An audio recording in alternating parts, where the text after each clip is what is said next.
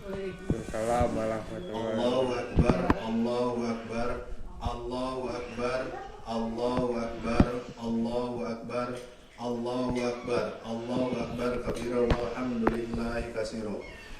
Segala puji bagi Allah Subhanahu wa taala. Ma'asyiral muslimin rahikumullah.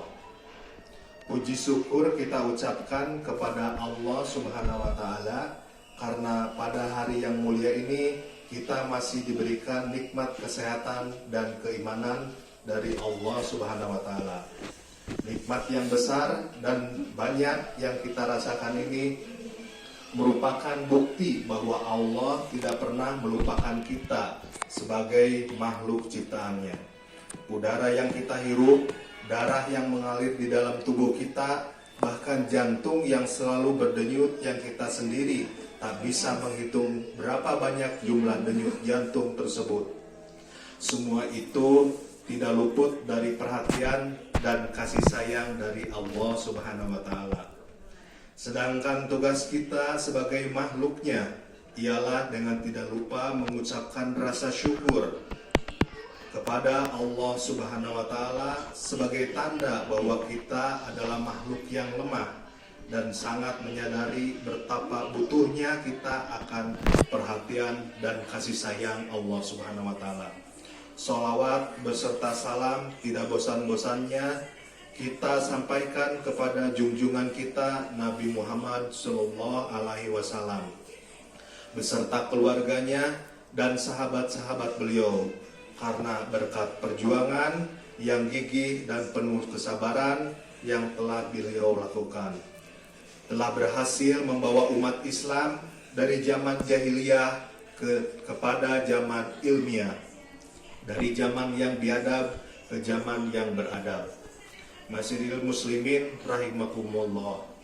Hari ini kalimat takbir dari mulut umat Islam bergema di mana-mana. Hal ini membuktikan sebagai ungkapan syukur yang bercampur gembira. Lantaran mereka telah beridul fitri atau kembali kepada kesucian. Kalimat di atas terdiri dari dua kata, yaitu kata Id yang berarti kembali atau hari raya, dan kata fitrah yang berarti kesucian. Dengan demikian, Idul Fitri dapat diartikan dengan hari perayaan umat Islam atas keberhasilan kembali pada kesucian diri layaknya seperti bayi yang baru dilahirkan. Ramadan menjadi bulan yang mulia karena banyak kitab suci dan suhuf diturunkan pada bulan tersebut. Suhuf Ibrahim diturunkan Allah Subhanahu wa taala pada malam pertama Ramadan. Kitab Taurat diturunkan Allah Subhanahu wa taala pada malam ke-6 Ramadan. Kitab Zabur diturunkan Allah Subhanahu wa taala pada malam ke-12 Ramadan. Kitab Injil diturunkan Allah Subhanahu wa taala pada malam ke-18 Ramadan. Dan kitab Al-Quran diturunkan Allah Subhanahu wa taala pada malam ke-17 Ramadan. Ramadan semakin terbukti kemuliaannya bila dilihat dari peristiwa-peristiwa penting yang mengukir lembaran sejarah Islam yang terjadi pada bulan Ramadan. Yang pertama, kemenangan Rasulullah dan pasukan dalam perang Badar terjadi pada bulan Ramadan tahun kedua, hari kedua. Persiapan perang Uhud dilakukan pada bulan Ramadan tahun ketiga. Hari ketiga, persiapan perang Khandaq dilakukan pada bulan Ramadan juga. Pengiriman pasukan musuh yang dipimpin oleh Ali bin Abi Thalib ke Yaman terjadi pada bulan Ramadan ke hari ke-9. Setahun kemudian penduduk Yaman berbondong-bondong masuk Islam, menaklukkan Afrika oleh pasukan Islam yang dipimpin oleh Utbah bin Nafi. Terjadi juga pada bulan Ramadan tahun ke-53. Islam menjejaki kaki ke Eropa di bawah pimpinan Panglima Tariq bin Ziyad. Terjadi pada bulan Ramadan tahun ke-91 dan 9. Sedangkan Indonesia merdeka terjadi juga pada bulan Ramadan. Kemuliaan Ramadan semakin jelas bila dilihat dari khutbah Nabi Muhammad SAW. Wahai manusia, sesungguhnya kamu dianugerahi bulan yang besar lagi penuh berkah, yaitu bulan yang di dalamnya ada satu malam yang lebih baik dari 1000 bulan, yaitu Lailatul Qadar.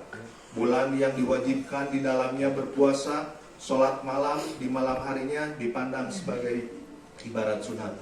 Siapa saja yang mendekatkan diri kepada Allah dengan melakukan satu perbuatan sunat di dalamnya, pahalanya sama dengan melakukan satu perbuatan fardu di bulan ini.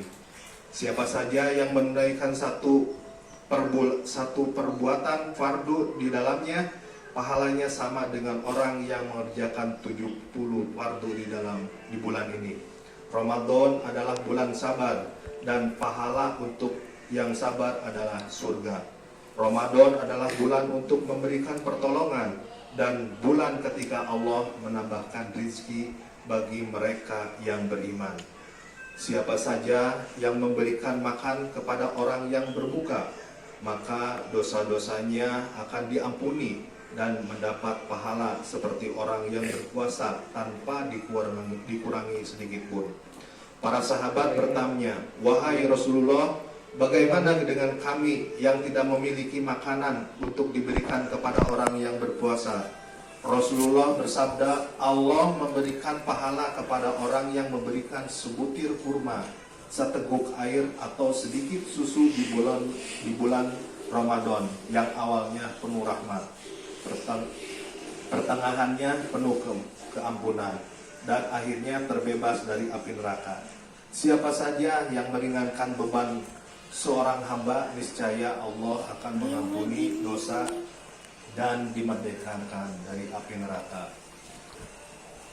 Masyiral muslimin rahimakumullah, bulan Ramadan adalah bulan beramal, beribadah. Semua umat Islam berlomba-lomba untuk beramal. Namun bukan berarti dengan berakhirnya Ramadan, berakhir pula kita beramal. Seharusnya kita dapat mempertahankan ibadah-ibadah yang telah kita lakukan selama 1 bulan tersebut. Ibadah-ibadah yang harus kita pertahankan dan kita lestarikan tersebut diantaranya adalah puasa. Bila pada bulan Ramadan, puasa adalah suatu kewajiban yang harus dilakukan selama 1 bulan penuh, maka di luar Ramadan disunatkan kepada kita untuk melakukan puasa pada hari-hari tertentu, seperti puasa 6 hari di bulan Syawal, puasa Senin dan Kamis, atau puasa pertengahan bulan, tanggal 13, 14, dan 15. Puasa merupakan ibadah yang memiliki banyak manfaat. Usikum binafsi Allah. Demikian khutbah Idul Fitri hari ini, semoga dapat kita terapkan dalam kehidupan sehari-hari. Selamat menunaikan ibadah puasa. Usikum binafsi Allah. Assalamualaikum warahmatullahi wabarakatuh. Waalaikumsalam warahmatullahi wabarakatuh.